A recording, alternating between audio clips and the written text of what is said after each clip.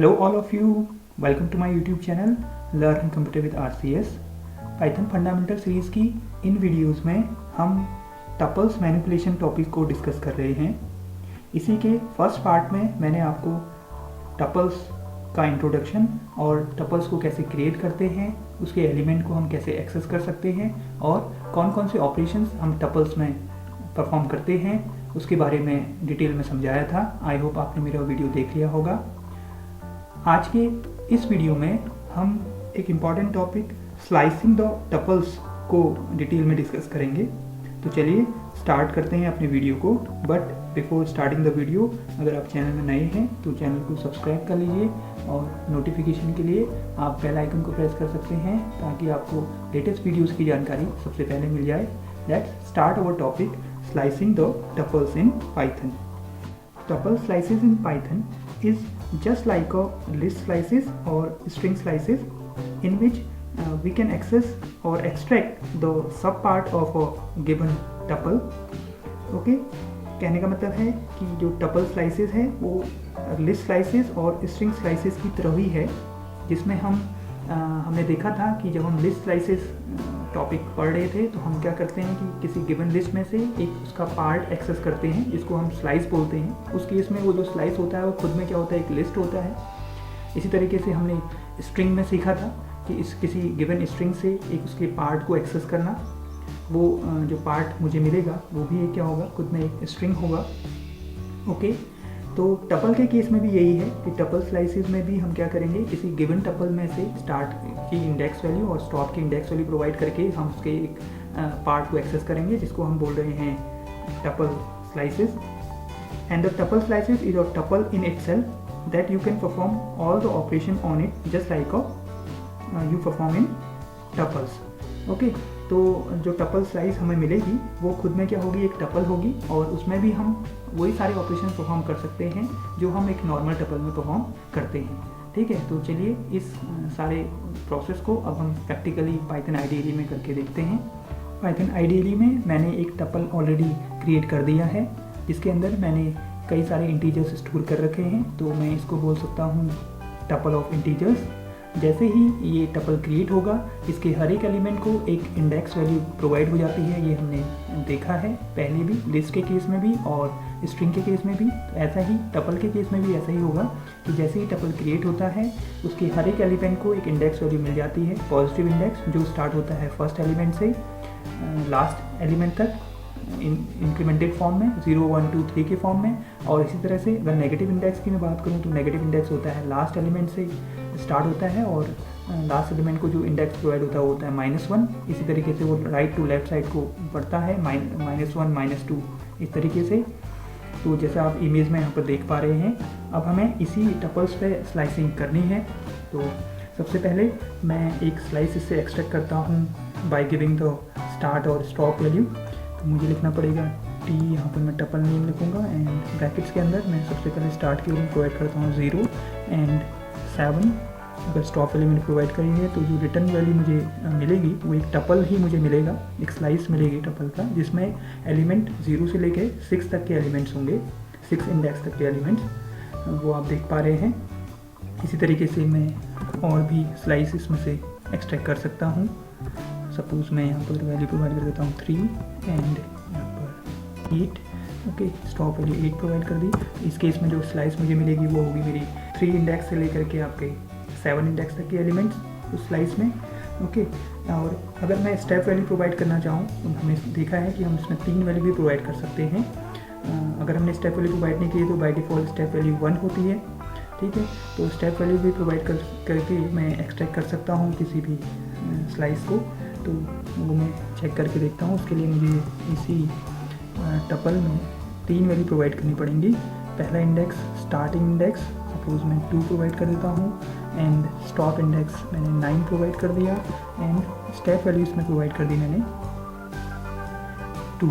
Okay, तो इस case में क्या होगा, जब मैंने स्टेप वैल्यू 2 प्रोवाइड कर रखी है तो ये क्या करेगा, ये इंक्लूड करेगा सेकेंड एलिमेंट को, अभी सेकेंड एलिमेंट को 2 से लेकर के 8 इंडेक्स के बीच में हर एक सेकेंड एलिमेंट को इंक्लूड करेगा।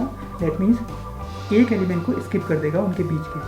ठीक है, तो कैसे रिज़ल्ट आप देखिए, रिज़ल्ट में आपको पता चल जाएगा। आपने देखा कि जो 2 इंडेक्स पे एलिमेंट था 13 था, उसके बाद उसने नेक्स्ट एलिमेंट को स्किप कर दिया, नेक्स्ट इंडेक्स पे जो एलिमेंट था उसको स्किप कर दिया और उसके बाद वाले एलिमेंट को शो किया। इसी तरीके से उसके बाद 15 के बाद जो एलिमेंट है उसको स्किप कर दिया एंड नेक्स्ट एलिमेंट को उसने रिटर्न किया। तो ये प्रोसेस चलता है आपका स्टेप वैल्यू के साथ। ओके, एक बार और आप चेक करके इसको देख सकते हैं। सपोज मैं यहाँ पर टी और पास करता हूँ, इस केस में स्टार्ट वैल्यूज़ को 0 प्रोवाइड कर रहा हूँ, स्टेप वैल्यूज़ को मैं 10 प्रोवाइड कर रहा हूँ और स्टेप वैल्यू इस केस में मैं आपको 3 प्रोवाइड कर दे रहा हूँ। तो इस केस में वो क्या करेगा, 0 से लेकर के 9 इंडेक्स तक के एलिमेंट्स को स्लाइस करना है उसने, लेकिन वो इंक्लूड करेगा एवरी थर्ड एलिमेंट को। दैट मीन्स 2 एलिमेंट इनके बीच के स्किप कर देगा हर एक केस में। जैसे सपोज उसने फर्स्ट केस में 0 इंडेक्स पे एलिमेंट जो था वो रिटर्न किया 10, उसके बाद उसने 2 एलिमेंट स्किप कर दिए और 2 एलिमेंट स्किप करने के बाद थर्ड इंडेक्स पे जो एलिमेंट था वो आपको रिटर्न किया। इसी तरीके से फिर 2 एलिमेंट स्किप कर दिए और नेक्स्ट एलिमेंट आपको शो करा। ठीक है, आप फिगर से इसको मैच करके देख भी सकते हैं। तो इस तरीके से आपका वर्क करता है लिस्ट स्लाइसिंग। जब हम स्टेप वैल्यूज़ को प्रोवाइड करते हैं, आप नेगेटिव इंडेक्स प्रोवाइड करके भी स्लाइसिंग कर सकते हैं। वो आप कैसे करेंगे, सपोज मैं यहाँ पर टी के अंदर स्टार्ट वैल्यू प्रोवाइड करता हूँ, इसको -10 एंड स्टॉप वैल्यू प्रोवाइड करता हूँ -2। तो इस केस में जो आपको एलिमेंट मिलेंगे, जो स्लाइस मिलेगी, उसमें वो एलिमेंट होंगे -10 से लेकर के -3 इंडेक्स तक के एलिमेंट। ओके, आपको बात समझ में आ रही होगी। इसी तरीके से मैं इसमें भी स्टेप वैल्यू प्रोवाइड कर सकता हूँ। स्टेप वैल्यू मैंने सपोज इसमें प्रोवाइड कर दी है टी, मैंने स्टार्ट वैल्यू वही 10 प्रोवाइड करी, -10 प्रोवाइड करी, स्टॉप वैल्यू इसको -2 प्रोवाइड करी और देन यहाँ पर स्टेप वैल्यू मैं इसको प्रोवाइड कर रहा हूँ 2। तो इस केस में ये आपको जो रिजल्ट प्रोवाइड करेगा वो एवरी सेकेंड एलिमेंट को इंक्लूड करेगा। दैट मीन्स 2 एलिमेंट के बीच में एक एलिमेंट को स्किप कर देगा। ठीक है, आप इसका रिजल्ट चेक कर सकते हैं। तो इसने सबसे पहले -10 इंडेक्स पे जो वैल्यू है उसको प्रोवाइड करें और उसके बाद -9 इंडेक्स पे जो वैल्यू है उसको स्किप कर दिया, -8 पे जो वैल्यू है उसको शो किया। इसी तरीके से -7 पे जो इंडेक्स पे वैल्यू है उसको स्किप कर दिया, -6 पे जो आपको वैल्यू मिलनी है वो आपको शो कर दिया। ठीक है, इसी तरीके से -5 पे जो वैल्यू है उसको स्किप कर दिया और -4 इंडेक्स पे जो वैल्यू है उसको रिटर्न कर दिया है। इस तरीके से वर्क कर आपका टपल स्लाइसिंग। अब आप इसमें स्लाइस के साथ प्लस और एस्ट्रिक ऑपरेटर्स को भी यूज कर सकते हैं। उसका यूज हम कैसे करते हैं वो हम देख लेते हैं। सपोज मैं एक यहाँ पर स्लाइसिंग कर रहा हूँ, 2 स्टार्ट वैल्यू मैंने प्रोवाइड करी और 5 इसको स्टॉप वैल्यू प्रोवाइड करी एंड देन इसके साथ मैं यूज करता हूँ यहाँ पर रिप्लिकेशन ऑपरेटर एंड 3 टाइम्स। तो जब रिटर्न होगा तो आप देखिए इसने जो स्लाइस मैंने लिखा था यहाँ पर, उस स्लाइस ने मुझे रिटर्न किया 13, 14 और 15 वैल्यू। और जब मैं रिप्लिकेशन ऑपरेटर 3 टाइम उसमें यूज़ किया तो उसने क्या करा, उन तीनों एलिमेंट्स को 3 बार आपका रिपीट कर दिया और आपको रिटर्न कर दिया वैल्यू। इसी तरीके से आप प्लस ऑपरेटर का भी यूज़ कर सकते हैं, कॉन्कैटिनेट ऑपरेटर का भी यूज़ कर सकते हैं कि जो आपका स्लाइस आपको मिलनी है उसमें कुछ एक नई टपल की वैल्यूज़ भी क्या कर सकते हैं, आप ज्वाइन कर सकते हैं। ठीक है, तो वो हम कैसे करेंगे, सपोज मैं यहाँ पर टी एक स्लाइस करता हूँ T2 colon 6। Okay, and then फिर इसके साथ मैं प्लस ऑपरेटर यूज़ कर रहा हूँ और यहाँ पर एक स्मॉल टपल में ले रहा हूँ जिसके अंदर आपके एलिमेंट हैं 3 और 6। ओके, जब मैं इसका रिजल्ट देखूँगा तो जो फर्स्ट स्लाइस था उसने मुझे रिटर्न किया 13, 14, 15 और 20 और उसके बाद जो 2 एलिमेंट टपल के वो इसमें ज्वाइन हो गए हैं नई लिस्ट में। तो इस तरीके से आप कॉन्कैटिनेशन ऑपरेटर और रिप्लिकेशन ऑपरेटर दोनों का आप यूज़ कर सकते हैं अपने टपल्स में। अब बात करते हैं एक इम्पॉर्टेंट टॉपिक टपल्स की, पैकिंग और अनपैकिंग ऑफ टपल्स की। ठीक है, तो पैकिंग का मतलब होता है creating a tuple from a set of values is known as packing, और इसी के रिवर्स में creating individual values from the tuples element is known as unpacking. तो वो हम कैसे करते हैं, सपोज मैं यहाँ पर एक टपल ले रहा हूँ स्मॉल टी और इसके अंदर मैंने एलिमेंट स्टोर कर दिए, कुछ एलिमेंट स्टोर कर दिए 1, 2, A, B। तो इस केस में ये टपल क्रिएट हो गया है एलिमेंट से, इसको मैं बोल दूँगा पैकिंग ऑफ टपल। अब मैं अनपैकिंग ऑफ टपल कैसे करूँगा, सपोज मैं यहाँ पर वेरिएबल लेता हूँ x, y, z, w और इक्वल टू t मैंने लिख दिया।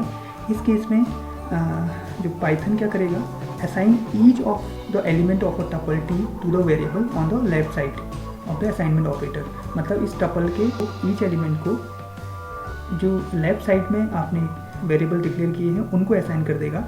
ठीक है, डेट मीन्स x को असाइन हो जाएगा 1, y को असाइन हो जाएगा 2 और z को असाइन हो जाएगा कैपिटल A और w को असाइन हो जाएगा कैपिटल B।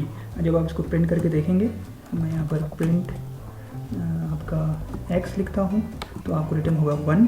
ऐसे ही आप प्रिंट y लिखते हैं तो आपको रिटर्न होगा 2। ऐसे ही आप प्रिंट जब z लिखते हैं तो आपको रिटर्न होगा A। ठीक है, और जैसे ही आप प्रिंट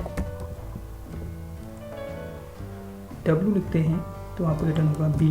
तो इसको बोलते हैं unpacking of a tuple. Okay, तो ये था पैकिंग और unpacking of a tuple. I hope आपको ये समझ में आ गया होगा।